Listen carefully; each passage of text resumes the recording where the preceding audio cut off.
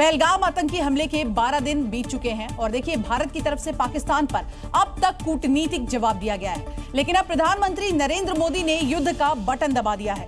भारतीय सेना को ग्रीन सिग्नल मिल चुका है, जवाब दिया जाएगा, बदला निर्णायक होगा। प्रधानमंत्री ने आज क्लियर कर दिया कि आतंक परस्त पाकिस्तान को जवाब देने का वक्त आ चुका है। हिंदुस्तान की सरकार निर्णायक कार्रवाई के लिए पूरी तरह से तैयार है। अब न चेतावनी न माफी, अब सीधा हिसाब होगा। प्रधानमंत्री नरेंद्र मोदी ने साफ संदेश दे दिया है, पाकिस्तान को हर कायराना हरकत का जवाब मिलेगा, वो भी निर्णायक। Are committed to take firm and decisive action against terrorists and those who support them. We thank Angola for their support in our fight against cross-border terrorism. देश के प्रधानमंत्री के इस हुंकार से दुश्मन देश के पसीने छूट गए। एलओसी से लेकर दिल्ली तक सिर्फ एक ही आवाज गूंज रही है, अब की बार आर या पार। हिंदुस्तान में जल थल नभ से पिछले कई दिनों से युद्ध की प्रैक्टिस चल रही है। इंडियन आर्मी, इंडियन नेवी और एयरफोर्स को बस फाइनल ऑर्डर का इंतजार है। इधर बटन दबा, उधर दुश्मन देश का सफाया। पाकिस्तान पर हमले से पहले प्रधानमंत्री तमाम देशों के राजनयिक से संवाद कर रहे हैं। आतंक के खिलाफ इस लड़ाई में साथ देने के लिए उनका धन्यवाद कर रहे हैं। हम एक मत है कि आतंकवाद मानवता के लिए सबसे बड़ा खतरा है। देश एकजुट है, सेना तैयार है और अब नेतृत्व ने भी ऐलान कर दिया है, भारत अब सिर्फ प्रतिक्रिया नहीं देगा, अब पहल करेगा। पाकिस्तान को हर मोर्चे पर घेरा जाएगा, पाकिस्तान को अब हर कदम पर जवाब दिया जाएगा। जवाब ऐसा जो इतिहास में लिखा जाएगा, क्योंकि अब की बार निर्णायक बदला होगा। पहलगाम हमले के बाद पाकिस्तान में खौफ है, क्योंकि पाकिस्तान को पता है कि भारत इस आतंकी हमले का बदला जरूर लेगा। इसलिए पाकिस्तान को सर्जिकल स्ट्राइक का डर लगातार सता रहा है। सूत्रों के मुताबिक पाकिस्तान ने एलओसी पर आतंकी लॉन्चिंग पैड खाली करा दिए हैं। पाकिस्तान ने जम्मू जिले से सटे 3 प्रमुख लॉन्च पैड खाली करा दिए हैं। इसके साथ साथ आपको बता दें, इन लॉन्चिंग पैड में 22 अप्रैल से पहले लश्कर जैश के 20 से 25 आतंकी मौजूद थे। इन आतंकियों की पाक रेंजर्स, आईबी और एलओसी से भारत में घुसपैठ कराने की बड़ी कोशिश थी। लेकिन पहलगाम आतंकी हमले के बाद जिस तरह से भारतीय सेना चुन चुन कर आतंकियों का सफाया कर रही है, इससे पाकिस्तान की नींद उड़ गई है। जानकारी के मुताबिक भारत के हमले के डर से पीओके में खलबली मची हुई है। पहले दरसगाहों को बंद किया गया और अब जो टेररिस्ट के लॉन्चिंग पैड थे, कम से कम 3 लॉन्चिंग पैड ऐसे हैं जिनको खाली कर दिया गया है। सूत्रों के मुताबिक ये सारे लॉन्च पैड्स जम्मू जिले में शकरगढ़ और कठुआ, नौशेरा, हीरानगर से सटे पाकिस्तानी इलाकों में ये कैंप थे और ये आतंकी पाकिस्तानी रेंजर्स या पाकिस्तानी सेना की तरफ से एलओसी के पार भारत में घुसपैठ का इंतजार कर रहे थे। लेकिन भारत की डर से अभी आतंकी लॉन्चिंग पैड खाली करवा दिए गए हैं। एक रिपोर्ट के मुताबिक जो कठुआ, नौशेरा इन इलाकों में जम्मू से सटे हुए लॉन्चिंग पैड थे, जहां 22 अप्रैल से पहले करीबन 20 से 25 जैश और लश्कर के मिलिटेंट्स थे, जिन्हें इस तरफ पाकिस्तानी रेंजर्स धकेलने की कोशिश में थे और आईबी या एलओसी से उन्हें इस तरफ भेजना था, उन्हें अब खाली कर दिया गया है। पहलगाम हमले के बाद से भारत लगातार पाकिस्तान पर शिकंजा कसता जा रहा है, जिसकी वजह से पाकिस्तान की सेना और उसकी सरपरस्ती में पलने वाले आतंकियों में खौफ का माहौल है।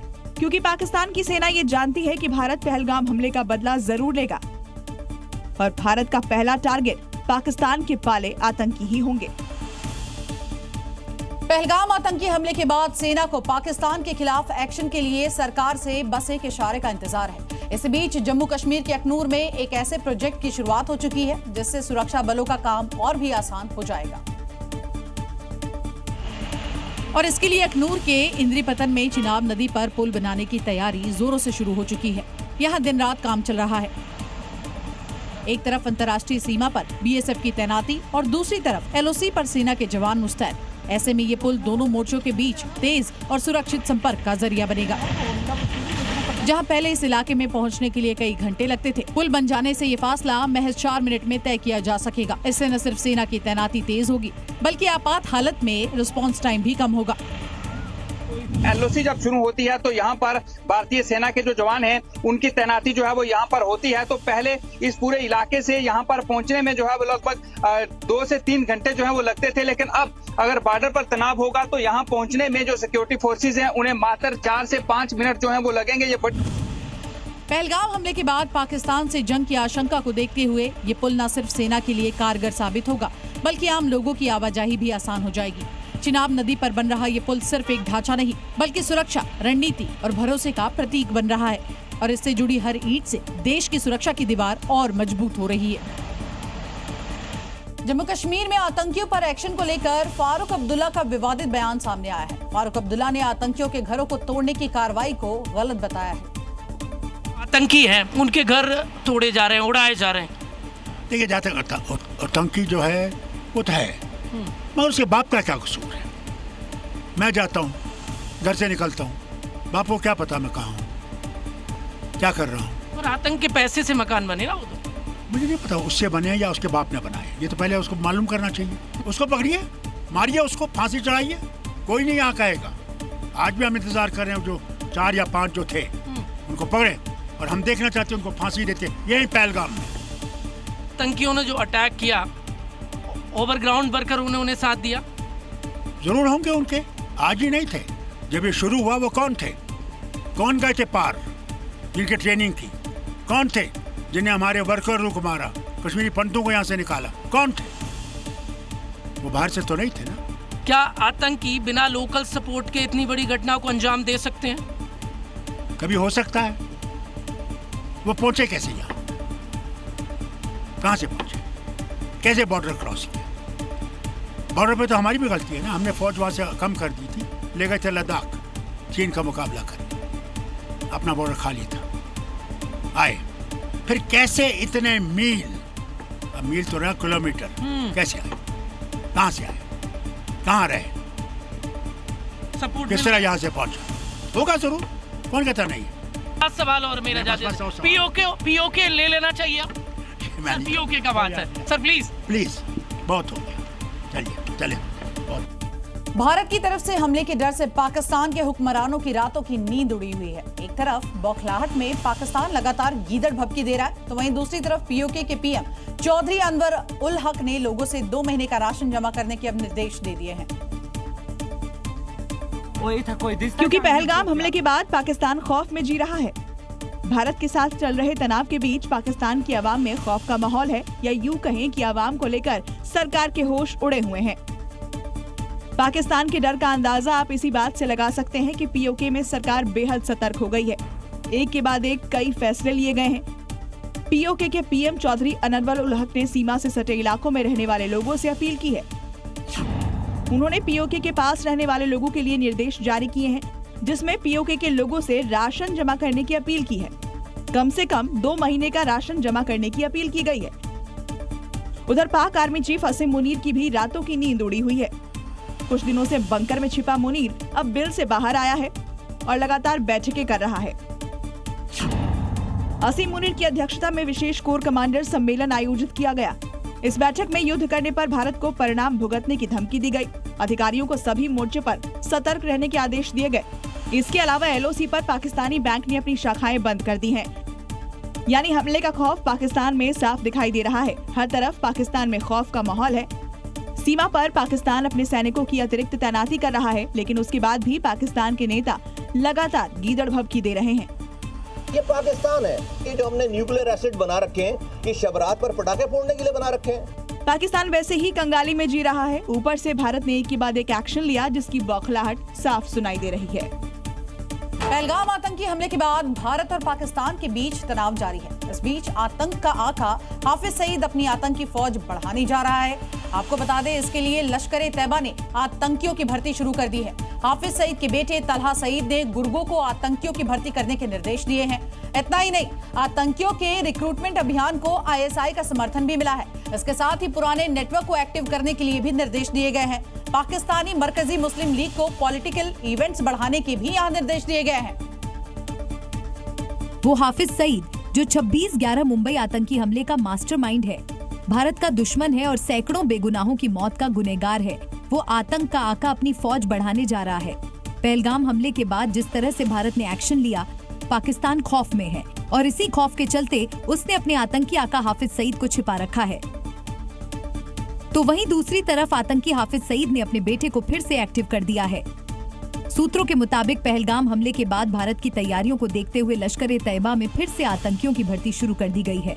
जिहादियों की ऐसी फौज जो किसी भी बेगुनाह को मार सके, कश्मीर के पहलगाम की तरह बेगुनाहों का खून बहा सके। सूत्रों के मुताबिक पहलगाम हमले के बाद भारत की तैयारियों को देखते हुए लश्कर-ए-तैयबा में फिर से आतंकियों की भर्ती शुरू कर दी गई है और इस आतंकी संगठन की कमान संभाली है हाफिज के बेटा तलहा सईद ने। इसके लिए तलहा सईद ने लश्कर के कमांडर्स के साथ मीटिंग की और लश्कर-ए-तैयबा के लिए आतंकियों की भर्ती कराने के निर्देश दिए हैं। हाफिज सईद ने अपने पुराने नेटवर्क को फिर रिवाइव करने के निर्देश दिए हैं। पाकिस्तानी मरकजी मुस्लिम लीग को भी अपने पॉलिटिकल इवेंट्स बढ़ाने के निर्देश दिए गए हैं।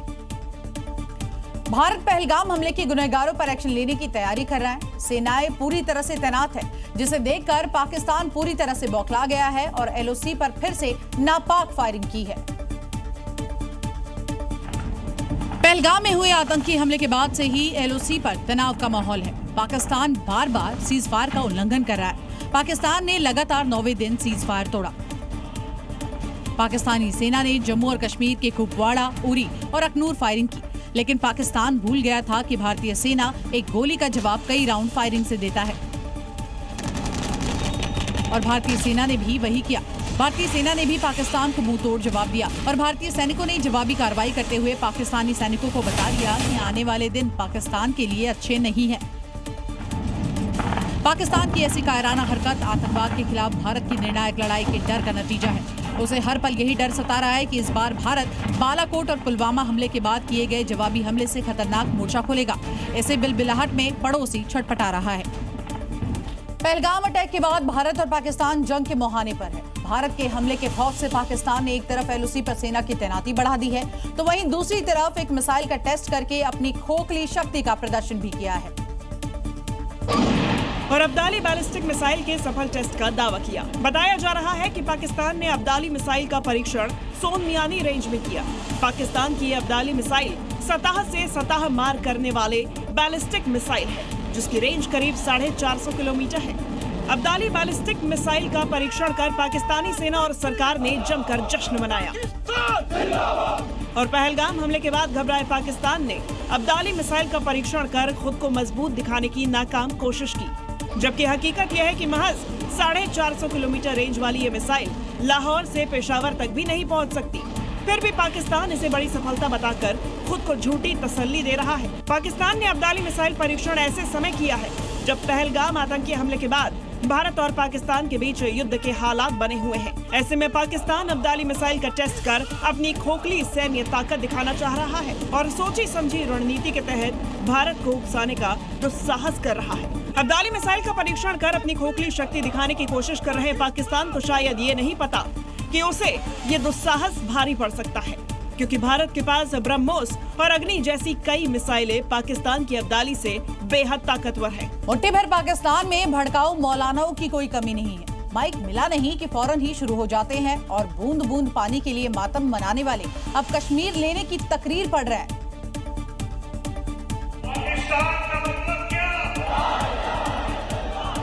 ये पाकिस्तान का मौलाना ताहिर अशरफी है। खौफ का उबाल बाहर आ रहा है। माइक थामते ही मौलाना जहर उगलने लगा। कश्मीर लेकर रहेंगे कि गीदड़ भभकी देने लगा। अब ये नहीं पता कि इसकी टोपी में जीपीएस है या जुबान मशीन गन, क्योंकि इरादे तो जरूर आसमानी है। लगता है मियां ने इतिहास की किताबें उल्टी पढ़ ली। 2 वक्त की रोटी, प्यास बुझाने को पानी तो इनके नसीब में नहीं। चले हैं कश्मीर पर तकरीर पढ़ने, ख्वाबों में ही सही। रोज नया नक्शा बना लेते हैं। कभी भारत को धमकी, कभी कश्मीर के लिए गुस्ताखी। बहुत टाइम तक नहीं चल पाएगा। मौलाना को भी पता है हिंदुस्तान बदला लेगा। पहलगाम हमले का इंतकाम होगा। उससे पहले ये अपनी दुकान चलाने के लिए भड़काऊ ही सही कुछ कटमुल्लों की फौज तैयार कर रहा है, जो जिंदाबाद जिंदाबाद के नारे लगा सके।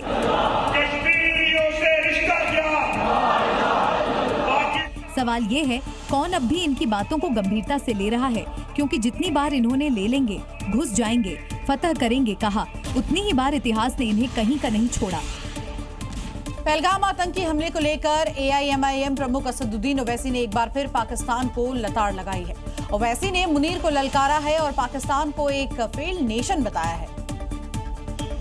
पहलगाम में नरसंहार को लेकर ओवैसी ने पीएम मोदी से पाकिस्तान के खिलाफ कड़ी कार्रवाई की मांग की है। जो पाकिस्तान से दहशतगर्द आए और जिन्होंने यहां पर आकर हमारे 26 लोगों का कत्ल किया, नरेंद्र मोदी इन जालिमों के खिलाफ एक्शन लेंगे और जिन्होंने अपनी जानों को खोया है उन परिवार के लोगों से इंसाफ करेंगे। ओवैसी ने पहलगाम हमले की निंदा की और आतंकवाद को नेस्तनाबूद करने की मांग की है। आसिम मुनीर की तरफ से आ रहे बयानों का भी ओवैसी ने कड़ा जवाब दिया है। हम आसिम मुनीर को कहना चाहेंगे कि सन 47 में हमने फैसला ले लिया कि हम भारत को छोड़कर नहीं जाएंगे। हमने जिना के पैगाम को ठुकराया। भारत ही हमारी सरजमीन थी, भारत ही हमारी सरजमीन है और इंशाअल्लाह भारत ही हमारी सरजमीन रहेगा। पाकिस्तान हमेशा मुसलमानों को भारत के खिलाफ भड़काता है, हमेशा आतंकवाद की बात करता है, लेकिन ओवैसी ने पाकिस्तान को उसकी सही जगह और औकात बता दी और पाकिस्तान को फेल्ड नेशन बता दिया। अफगानिस्तान से तुम्हारा झगड़ा, ईरान की बॉर्डर पर तुम्हारा झगड़ा है। आज पाकिस्तान में बैठकर लोग इस तरह की अनाप शनाप बकवास बकते हैं। पाकिस्तान एक फेल्ड नेशन है। पूरा देश पाकिस्तान से बदले की मांग कर रहा है। उरी पुलवामा जैसे बदले के इंतजार में है, लेकिन कांग्रेस के बहुत बड़े नेता अब भी सर्जिकल स्ट्राइक के सबूत मांग रहे हैं। तो आपको बता दें, देखिए, पंजाब के पूर्व सीएम और कांग्रेस के सांसद चरणजीत सिंह चन्नी ने सर्जिकल स्ट्राइक के सबूत मांगते हुए कहा कि कहते हैं पाकिस्तान में हमने सर्जिकल स्ट्राइक की, कुछ नहीं हुआ, कहीं नहीं दिखा सर्जिकल स्ट्राइक, किसी को पता तक नहीं चला। चरणजीत सिंह चन्नी के एक एक शब्द न सिर्फ पाकिस्तान के प्रोपेगेंडा को सपोर्ट करने वाला एजेंडा है, बल्कि देश की सेना के मनोबल पर आघात। क्योंकि जब देश आतंकवाद से लड़ाई के वक्त अपने जवानों का हौसला बढ़ाने के लिए प्रतिबद्ध है, उस वक्त सेना के एक्शन पर सवाल किसी भी मुल्क के लिए ठीक नहीं। उस समय इलेक्शन था, उस समय तो बड़ा तुरला चल रहा था कि जी हम ये कर देंगे, हम वो कर देंगे। आज तक मैंने तो पता नहीं चला मुझे तो कहाँ स्ट्राइक हुए हैं, कहाँ बंदे मारे गए थे उस समय, कहाँ वहाँ पाकिस्तान में हुआ था। हमारे देश में आकर कोई बम गिरे पता नहीं चलेगा। कहते जी पाकिस्तान में हमने सर्जिकल स्ट्राइक किए थे, कोई कुछ नहीं हुआ, कहीं नहीं दिखे सर्जिकल स्ट्राइक किसी। भले ही पाकिस्तान के मंत्री हिंदुस्तान को युद्ध की गीदड़ भभकी दे रहे हैं, लेकिन देश में ही पाक आर्मी को हार का सामना करना पड़ रहा है। बलूच विद्रोहियों ने पाक सेना को मंगोचर शहर से ही खदेड़ दिया है।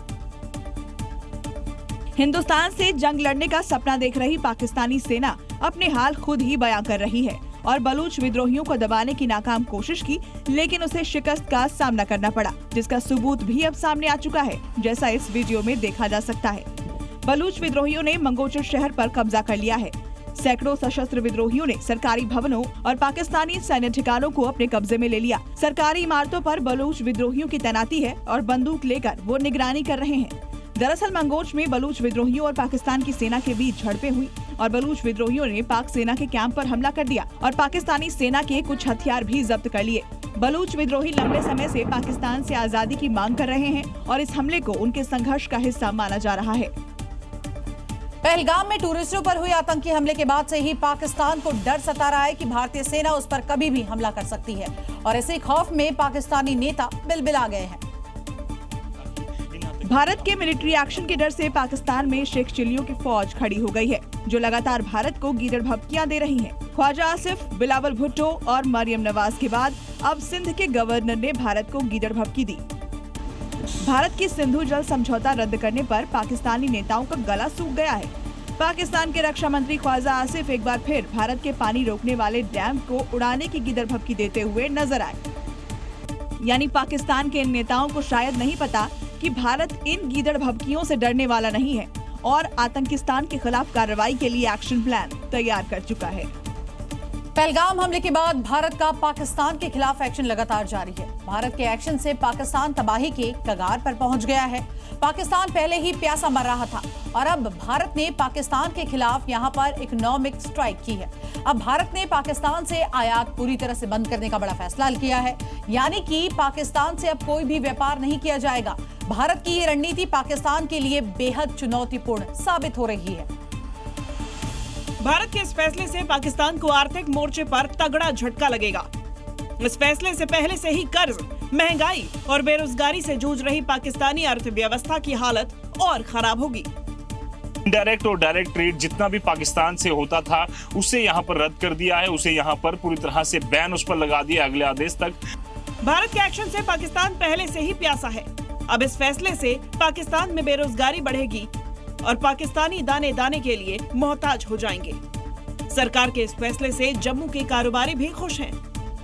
आर्थिक सर्जिकल स्ट्राइक कह सकते हैं और जिस तरह से हमने 2-3 दिन पहले ही अपील की थी, आज मुबारकबाद है कि प्रधानमंत्री जी ने एक पहल की है और हम भी यही चाहते थे कि डायरेक्ट इनडायरेक्ट व्यापार जो है बंद होना चाहिए, क्योंकि सरकार का ये फैसला देश हित में है और कारोबारियों ने इस फैसले का समर्थन किया है, क्योंकि ये फैसला पाकिस्तान को आर्थिक मोर्चे पर झटका देने वाला है।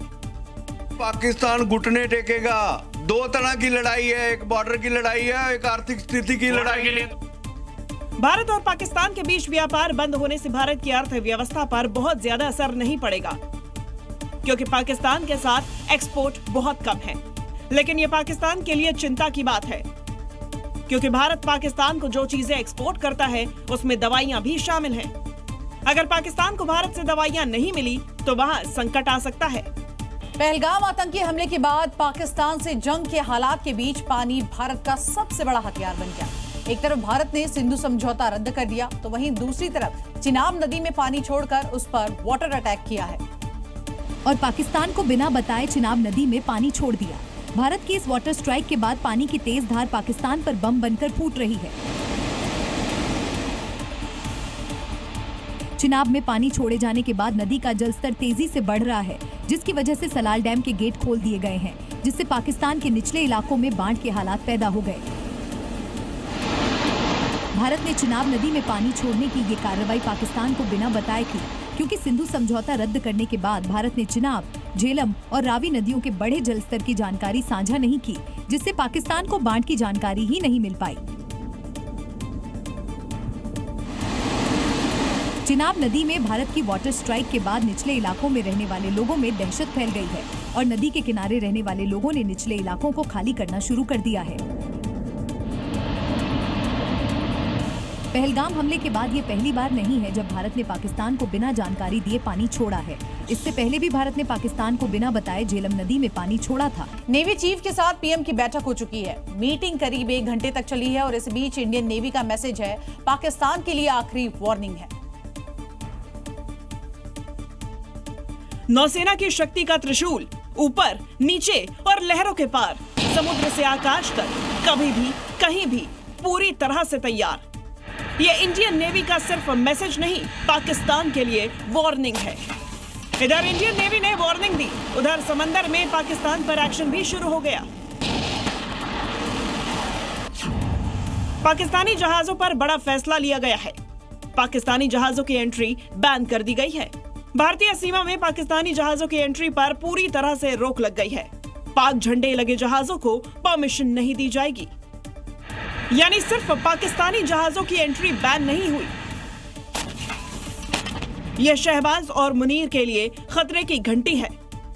आसमान से समुद्र तक सारे रास्ते ब्लॉक हो चुके हैं। हर मोर्चे पर भारतीय सेना मुस्तैद है। अब फाइनल प्रहार होगा, पाकिस्तान पर धुआंधार होगा। भारत के पास दुनिया की 7वीं सबसे ताकतवर नौसेना है। इंडियन नेवी के पास 2 एयरक्राफ्ट कैरियर, 6 एम्फीबियस युद्धपोत हैं। इसके साथ 10 विध्वंसक युद्धपोत, 13 फ्रिगेट, 23 कॉर्वेट और 17 पनडुब्बियां हैं। इसके अलावा 139 पेट्रोल शिप भी हैं। साथ ही इंडियन नेवी के 11 महत्वपूर्ण बेस हैं, जो देश के अलग अलग सीमावर्ती राज्यों में बने हुए हैं, जहां भारतीय नौसेना ने मोर्चा संभाल लिया है और पाकिस्तान पर घातक प्रहार करने के लिए हर वक्त रेडी है। हिंदुस्तान पाकिस्तान से बदला जरूर लेगा। वक्त और जगह सेना को तय करना है, लेकिन उससे पहले जो तस्वीर उत्तर प्रदेश के शाहजहांपुर से आई है वो पाकिस्तान की नींद उड़ाने के लिए ही काफी है। उत्तर प्रदेश के गंगा एक्सप्रेसवे पर दिन रात युद्ध अभ्यास चल रहा है। दुश्मनों का काल फाइटर जेट, सुखोई, मिराज और रफाल की नाइट लैंडिंग प्रमाण है कि हिंदुस्तान के वायुवीर पूरी तरह से तैयार हैं। दो तस्वीर दोनों उत्तर प्रदेश के गंगा एक्सप्रेसवे की है। यहाँ युद्धाभ्यास चल रहा है। युद्ध काल में फाइटर जेट की सफल लैंडिंग को परखा जा रहा है ताकि पाकिस्तान पर घातक हमले के बाद कुछ इसी तरह टचडाउन लैंडिंग हो सके। ये सिर्फ एयर शो नहीं बल्कि युद्ध का ट्रेलर है। हिंदुस्तान की ताकत का नया प्रतीक गंगा एक्सप्रेसवे, जहां दिन रात लड़ाकू विमान गरज रहे हैं। पश्चिमी उत्तर प्रदेश में गंगा एक्सप्रेसवे पर अब तक का सबसे बड़ा युद्धाभ्यास चल रहा है। मिराज, सुखोई, तेजस और राफेल जैसे घातक फाइटर जेट्स जमीन से आसमान तक की पूरी तैयारी कर रहे हैं। पाकिस्तान पर हमले के लिए हिंदुस्तान तैयार है, हर मोर्चे पर, हर पल। गंगा एक्सप्रेसवे पर गरजते ये विमान न सिर्फ भारत की ताकत का प्रदर्शन है बल्कि हर भारतीय के आत्मविश्वास का प्रतीक भी। युद्ध जब भी जहां भी हो, ये लड़ाकू विमान ईंट का जवाब पत्थर से देने के लिए रेडी हैं। उरी का बदला 11 दिन बाद, पुलवामा का बदला 12 दिन बाद, लेकिन पहलगाम के आतंकियों की 13वीं आखिर कब होगी? अब यही सवाल लगातार पूछे जा रहे हैं। इस बीच आतंकियों के खिलाफ सर्च ऑपरेशन में बारिश की वजह से परेशानी होने लगी है, क्योंकि ये वही पहलगाम घाटी है जिस रास्ते आतंकी बैसरन वैली पहुंचे, सैलानियों को गोलियों से छलनी किया और इसी रास्ते जंगल में गुम हो गए, जिनकी तलाश पिछले 12 दिनों से चल रही है, लेकिन दहशतगर्दों का पता नहीं चल सका। इसी घाटी में 22 अप्रैल को आतंकियों ने जब अटैक किया था तो जो मारे गए लोग थे उनकी 13वीं हो गई है, लेकिन आतंकियों की 13वीं अब तक नहीं हो पाई है। और पूरा देश इस वक्त मांग कर रहा है कि आतंकियों का खात्मा जल्द से जल्द हो। पहलगाम में लगातार हो रही बारिश की वजह से सर्च ऑपरेशन में सेना के जवानों को परेशानी हो रही है। घाटी गीली हो चुकी है जिसकी वजह से ऊंचाई पर चढ़ने में दिक्कत आ रही है, लेकिन सेना ने भी ठाना है आतंकियों को जहन्नुम पहुंचाना है।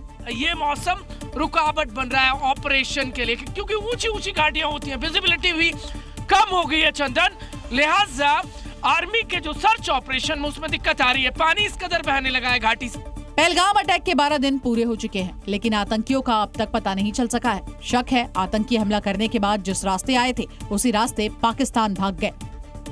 पहलगाम आतंकी हमले का कनेक्शन जम्मू कश्मीर के कोट बलवाल जेल से भी जुड़ रहा है। जेल में बंद लश्कर के 2 ओवरग्राउंड वर्करों से एनआईए की टीम ने पूछताछ की, जिसमें आतंकियों के खिलाफ नए खुलासे हुए हैं।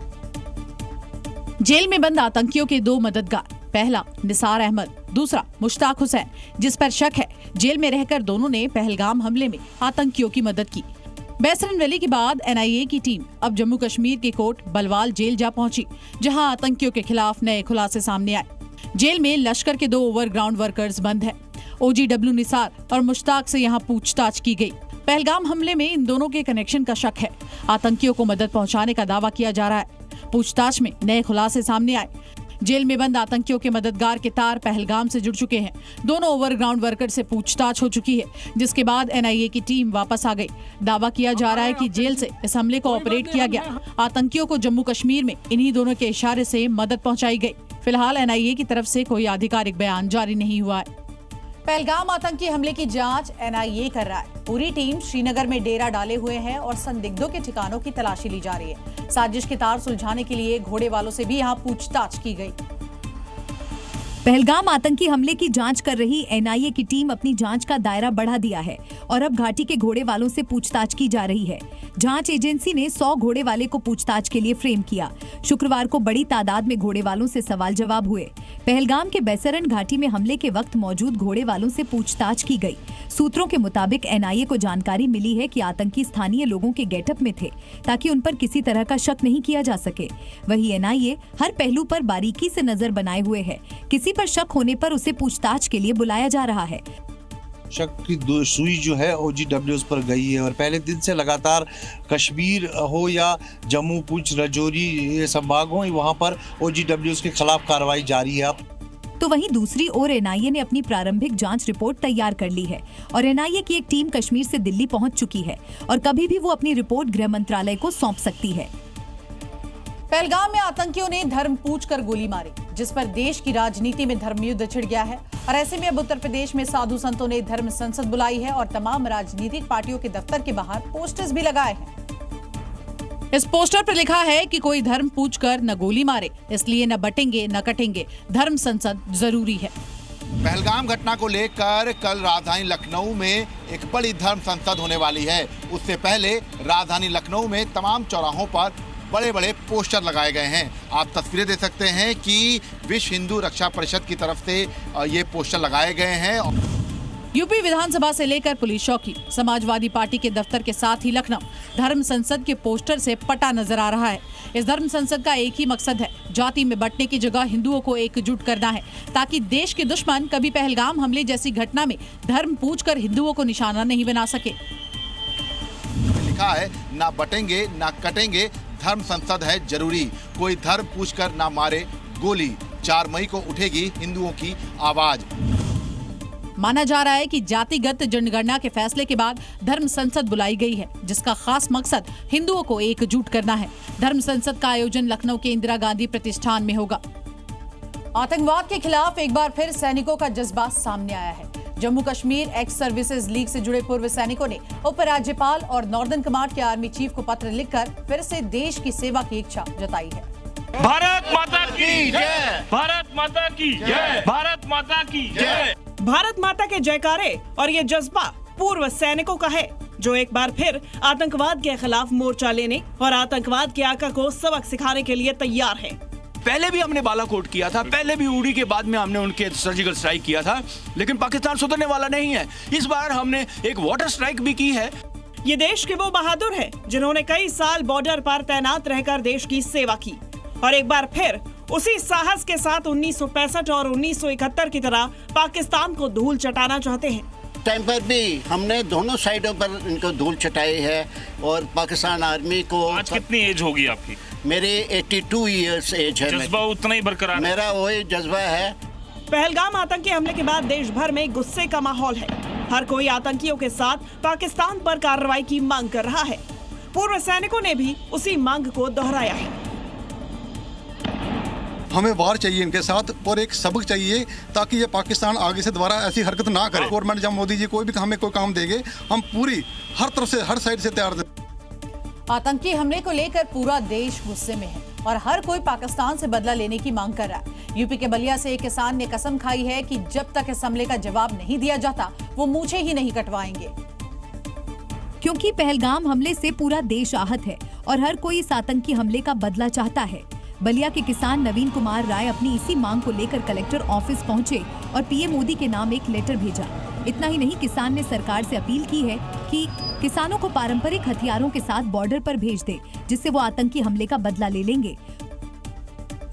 पाकिस्तान द्वारा जौन है जम्मू कश्मीर में आतंकवादी 26 सैलानी के हत्या जौन कैले बारे, एकर मुंह तोड़ जवाब देवे खा। किसान मजदूर के खुरपा गणासा भाला फारसा के साथ हो जा भेजल जाओ, ताकि ओकर मुंह तोड़ जवाब दिया जाओ, के विनाश कर जाओ। खुद को अनपढ़ गवार कहने वाला नवीन राय का कहना है कि जब तक पाकिस्तान निस्तेनाबूद नहीं हो जाता, तब तक वह अपनी दाढ़ी नहीं कटवाएंगे। आज जब तक पाकिस्तान विनाश नहीं हो जात, पाकिस्तान के जवाब नहीं मुंह तोड़ दिया जात, तब तक ये दाढ़ी पर छुरा ना जाए। यानी हर कोई पहलगाम आतंकी हमले का बदला चाहता है और आतंकियों के जहन्नुम पहुंचने का इंतजार कर रहा है। जम्मू कश्मीर के पहलगाम आतंकी हमले के 12 दिन बाद पहलगाम एक बार फिर से पर्यटकों की बाहर से गुलजार नजर आया। अलग अलग राज्यों के टूरिस्ट यहां बिना किसी डर के खूबसूरत वादियों का लुत्फ उठाते दिखे। किसी ने लिडार नदी के किनारे बैठकर सुहाने मौसम का लुत्फ उठाया, तो कोई पहलगाम के सेल्फी पॉइंट के पास तस्वीरें क्लिक करवाकर अपनी ट्रिप को यादगार बनाता नजर आया और आतंकवादियों को जवाब देने की कोशिश की कि वो डरने वाले नहीं। पाकिस्तान और आतंकी इन्हें देखकर परेशान हो जाएंगे, क्योंकि टूरिस्ट आने लगे हैं। ये बड़ी तादाद में लोगों के झरने किनारे ये लोगों की तादाद बता रही है। जो पर्यटक पहलगाम घूमने आए, उन्होंने सरकार से मांग की कि आतंकियों के खिलाफ कड़ी से कड़ी कार्रवाई की जाए और निर्दोष पर्यटकों की हत्या का बदला ले। सरकार से बहुत कड़ी से कड़ी कार्रवाई होनी चाहिए, क्योंकि यहाँ जो निर्दोष जो थे, जो मतलब कुछ भी जिनकी कुछ भी गलती नहीं थी, उनके साथ मतलब ऐसा किए है ना, उनके साथ इतनी कड़ी से कड़ी कार्रवाई होनी चाहिए। पहलगाम में जिंदगी पटरी पर लौटती नजर आ रही है। टूरिस्टों का ये आना साफ तौर पर दिखा रहा है कि कश्मीर में हालात कैसे भी हों, पर्यटक इस जगह से दूर नहीं रह सकते, क्योंकि ये जगह यहाँ आने वाले लोगों के लिए किसी खूबसूरत एहसास से कम नहीं। पहलगाम कैसा लग रहा है, बता दीजिए। कैसा लग रहा है? जन्नत है। हाँ। जन्नत है। कहाँ से आए? हम लोग बैंगलोर से आए। पहलगाम में हुए नरसंहार के बाद अब वहां के हालात धीरे धीरे ठीक हो रहे हैं। अब टूरिस्ट भी पहलगाम की खूबसूरत वादियों का लुत्फ उठाने के लिए यहां पहुंच रहे हैं। जम्मू कश्मीर के पूर्व मुख्यमंत्री फारूक अब्दुल्ला पहलगाम पहुंचे और यहां पर टूरिस्टों से मुलाकात की। इस दौरान फारूक अब्दुल्ला ने एक टूरिस्ट से बात की, उनके साथ सेल्फी ली और हालचाल जाना और लोगों से ज्यादा जम्मू कश्मीर आने की अपील की। जब आप जाएं सबसे कहिएगा ज्यादा से ज्यादा आओ। फारूक अब्दुल्ला ने पहलगाम से आतंकियों को कड़े शब्दों में संदेश दिया कि जो डर फैलाने की कोशिश कर रहे थे वो हार गए। थोड़ा पीछे चलिए, पीछे से भी ले सकते हैं। अच्छा, मैं पहलगाम में आया जहाँ वो कांड हुआ था, ये दिल को खुश करता है। माइक कहाँ दे रहे हैं? जो डर पैदा करने की कोशिश कर रहे थे वो हार गए, ज्यादा नहीं, और जिन्होंने ये कांड किया है वो हार गए। इतना ही नहीं, फारूक अब्दुल्ला ने आतंकी हमले की निंदा की और आतंकवाद के खिलाफ सख्त कार्रवाई की मांग की। तनाव जो आतंकवाद है ये खत्म हो। कब तक हम ये आतंकवाद देखते रहेंगे? 35 साल हो गए हमें आतंकवाद देखते हुए। हम लोग आगे बढ़ना चाहते हैं, तरक्की करना चाहते हैं। पहलगाम आतंकी हमले के बाद विपक्ष ने सरकार के साथ खड़ा रहने का वादा किया। हर कोई इस वक्त एक सुर में कह रहा है कि आतंकवाद का खात्मा होना चाहिए और आतंक के पनाहगार को भी कड़ा सबक सिखाया जाना चाहिए। पहलगाम आतंकी घटना को लेकर देश भर में गुस्से का माहौल है। हर कोई पाकिस्तान के खिलाफ कार्रवाई की यहाँ पर मांग कर रहा है और अब इसी कड़ी में उत्तर प्रदेश और बिहार में लोगों ने जमकर प्रदर्शन किया। पहलगाम की घटना को लेकर कानपुर में लोग सड़कों पर उतरे। इस दौरान उन्होंने पाकिस्तान के खिलाफ जमकर नारेबाजी की।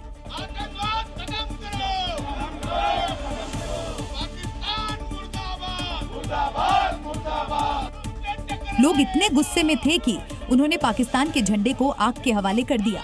प्रदर्शनकारियों ने सरकार से मांग की पाकिस्तान के खिलाफ ठोस कदम उठाए, जिससे पहलगाम जैसे घटना दोबारा देश में नहीं हो। ये तस्वीरें उसी की बानगी हैं। देखिए, मुजफ्फरपुर में लोगों ने सड़क पर पाकिस्तान का झंडा लगा दिया, जिससे वाहन गुजरते दिखे। अब ये देखिए कैसे सड़क पर पाकिस्तान का झंडा लगाया जा रहा।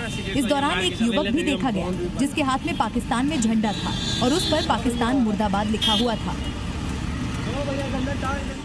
बक्सर में भी पाकिस्तान के खिलाफ लोगों का गुस्सा देखा गया, जहां बीच सड़क पर पाकिस्तान के झंडे की पेंटिंग बनाई गई और उस पर मुर्दाबाद जैसे शब्द लिखे गए। फिलहाल मामले की जानकारी मिलने पर पुलिस की टीमें मौके पर पहुंची। सड़क पर बनाए गए झंडे को मिटाते हुए विरोध करने वालों को समझाया। भारत पाकिस्तान बॉर्डर पर जंग के हालात बने हुए हैं। पाकिस्तान को डर है कि भारत कभी भी हमला कर सकता है, जिसका खौफ पीओके में भी साफ दिखने लगा है। ये तस्वीर पाकिस्तान के उस खौफ की गवाही दे रही है जो अब घर घर में सर चढ़कर बोल रहा है। बंकर खोदे जा रहे हैं, लोग राशन जमा कर रहे हैं और हर तरफ बस एक ही सवाल, कहीं जंग तो नहीं छिड़ने वाली है। जब जंग होगी तो इंशाल्लाह हम अपनी फैमिली सेव कर लेंगे। बैंकर हमने बनाए हुए हैं, इसमें सेव हो जाएंगे। आलम ये है, पीओके में स्कूलों की छुट्टियां कर दी गई हैं, बाजार वीरान हो चुके हैं और बॉर्डर के इलाके में पूरी तरह से सन्नाटा पसरा है। लेकिन पाकिस्तानियों की गीदड़ भभकी नहीं रुक रही।